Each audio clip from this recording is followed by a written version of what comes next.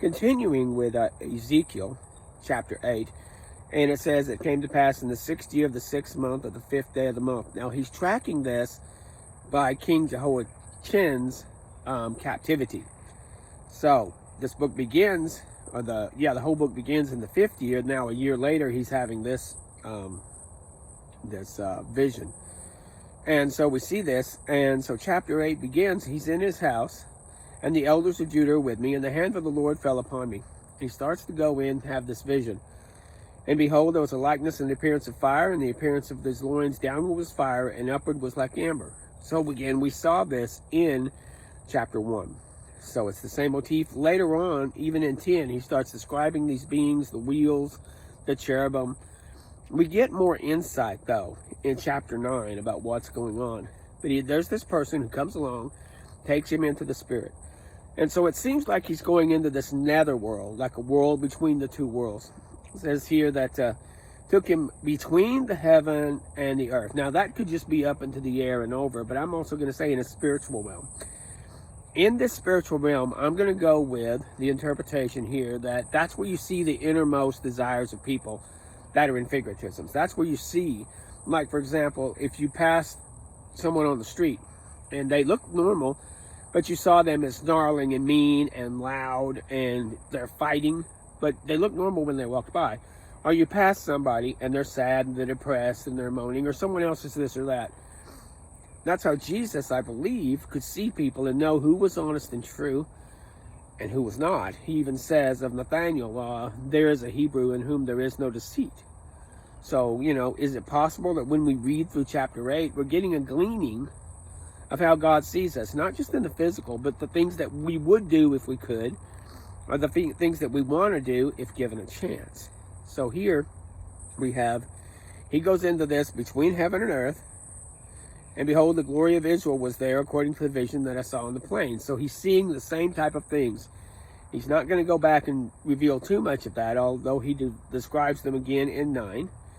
I'm going to say that chapters 8 through 11 are one document and one viewing.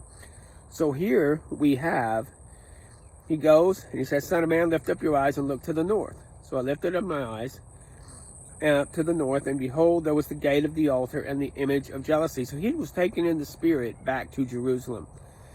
Now, son of man, seest thou what they do, even the great abominations that the house of Israel commits here? And I'm going to show you even greater abominations. He brought me to the door of the court. So there they are at the courtyard of the holy temple.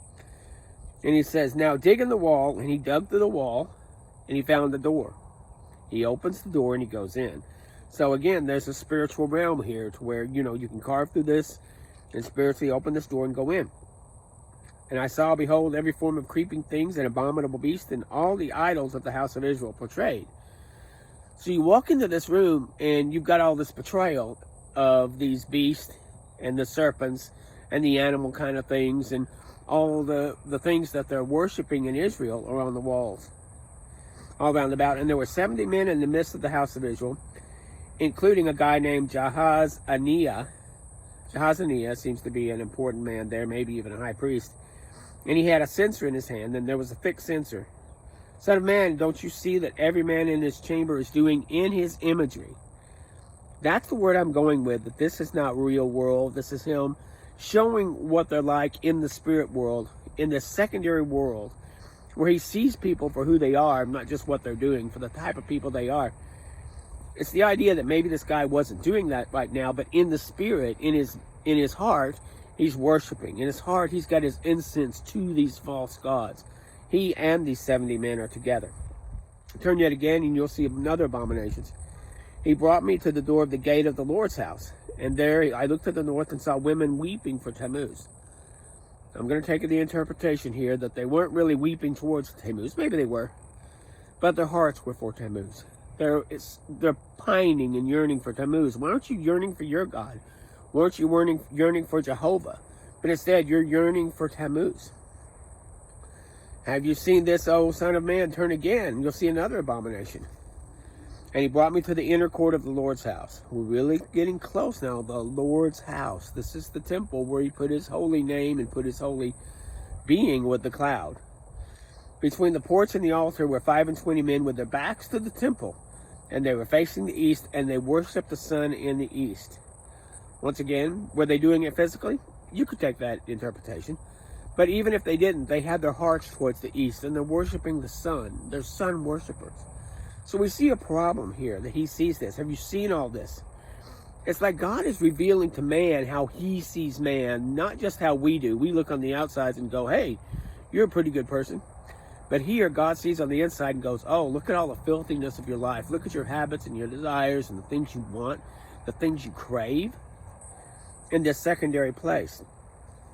And he goes, I will deal in my fury, mine eye will not spare, neither will I have pity. Though they cry in mine ears with a loud voice, I won't hear them. That's how bad the sin had gotten in Israel. They were worse than other nations. Now, the idea here that's hard for these Jews to grasp.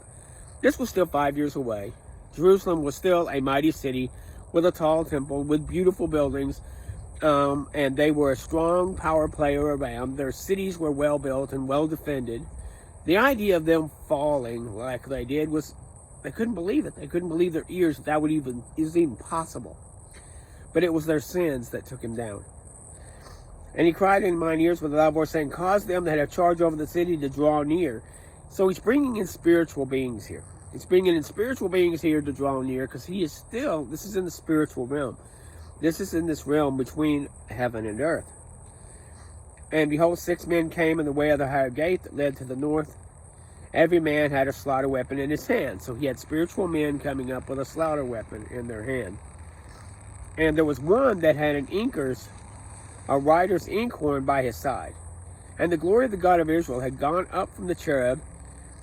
And he called to the man with the linen. It says, go forth in the midst of the city, those in the midst of the city, and mark upon the foreheads that sigh and cry with all the abominations that are done in the midst thereof. Now, be careful with this. This is not the mark of the beast. This is not the mark of Cain. This is actually these people who have sighed and cried because of the abominations. They're sighing and crying because of what is happening. Maybe they see it and go, or they see it and it hurts them on the inside, what these people are doing. So, you're going to mark them.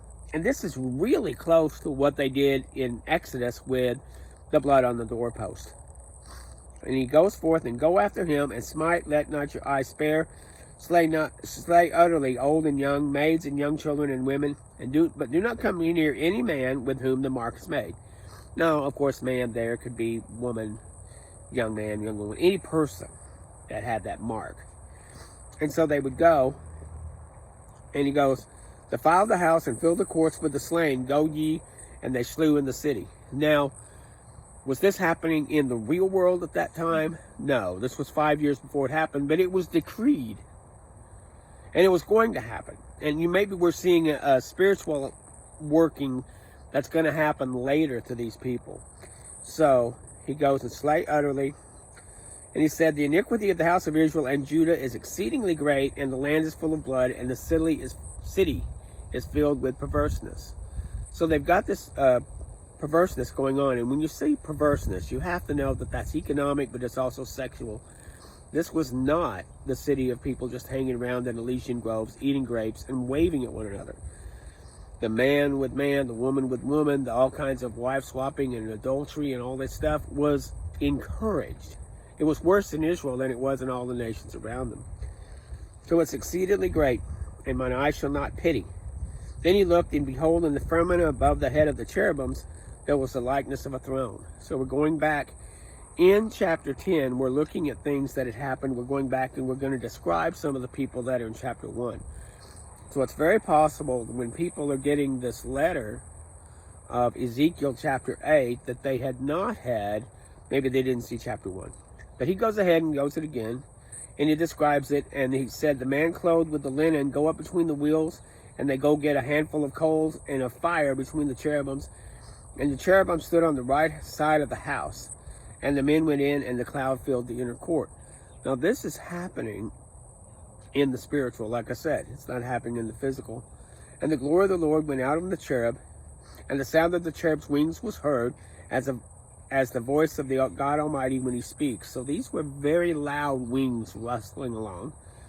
He stretched forth his hand, and from the cherubs into the fire, and took thereof, and put it in the hands of him that was clothed.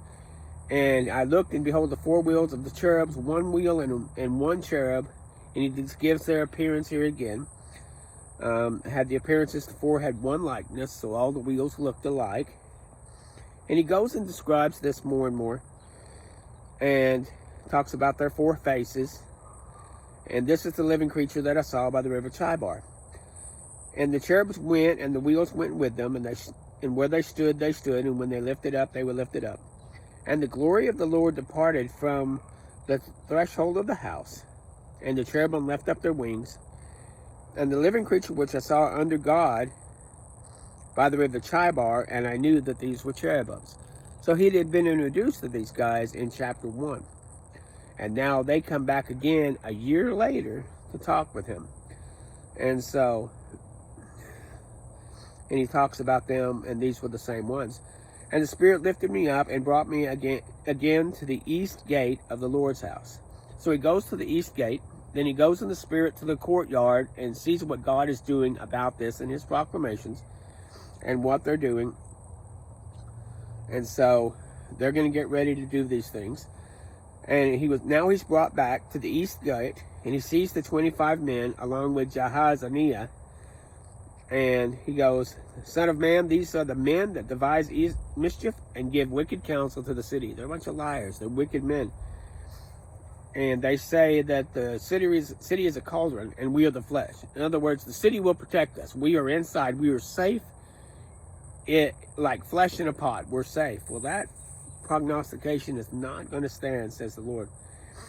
You're slain of whom you have laid in the midst of the city. They are the flesh, and the city is a cauldron. So he's flipping it to where now the flesh becomes like that seething. So you'll have the cauldron that keeps you in. The cauldron is not making you safe. And I will deliver unto the hands of strangers, and they will execute judgments among you. You will fall by the sword, and I will judge you in the border of Israel. And he keeps going on talking about this. And you shall know that I am the Lord. Making this proclamation 5 years before, for them to see this happen. And it did happen. This is something also we have to realize. We don't see this as prophecy. When we read, like I've said before, that's why I want to do the graph. When we see Jeremiah, Ezekiel, and Daniel, we see them lining almost boom, boom, boom. You know, like dominoes laid against one another. But actually, if you go back to that graph, you'll see that they were intermixed. They lived at the same time, just in different places, saying the same thing, just in different ways. And so here he is. God's telling this. And as it come to pass that as he was prophesying, there was a guy named Pelatiah that died. And maybe he was a good man, because he seems to stir the heart of Ezekiel. And Ezekiel goes, are you going to destroy the whole remnant of Israel? You know, here you have this good man dies. Are you going to destroy everybody? And the God talks at the end of 11, talking about how, though I cast them off far from the heathen, and though I have scattered them among the countries, yet will I be to them as a little sanctuary. He scatters them, but he says he's going to bring them back. He's going to keep them okay. Those that want to be his and those that are his. Therefore, said the Lord God, I will even gather you from the people and assemble you out of the countries where you have been scattered, and I will give you the land of Israel. This is good stuff. We saw this with some of the minor prophets. And so what's going also is, and they shall come hither, and they shall take away the detestable thing, and I will give them one heart, and I will put a new spirit in them, and take away the stony heart, and give them one of flesh. Now, a precursor of this, I believe, happened in 2nd chapter of Acts. But I think for the whole nation, this is going to happen. That they're not just following with a stone of heart. They're following with a beating heart, a human heart. And it goes, and as for them whose heart walked after the abomination of detestable things and their abominations, I will recompense their way upon their heads. This is judgment for sinners. And the cherubims lifted up their wings, and the wheels beside them, and the glory of the Lord was over them. And the glory of the Lord went up from the midst of the city. Afterwards the Spirit took me, and brought me in a vision by the Spirit of God unto Chaldea, to them in captivity. So now he's coming back to the beginning in chapter 8. He comes back, and he says, and I spoke unto them of the captivity all the things that the Lord showed me. So he told them all about chapters 8 through 11. And we see this one idea. And God is being merciful by showing them, by giving them prophecy, so they shall have hope that even though they're scattered, he will redeem. He's showing himself as the God who is wrathful against sin, and he will go against his enemies, but he will redeem his people. You can count on it. He is a God who keeps his word. Thank you.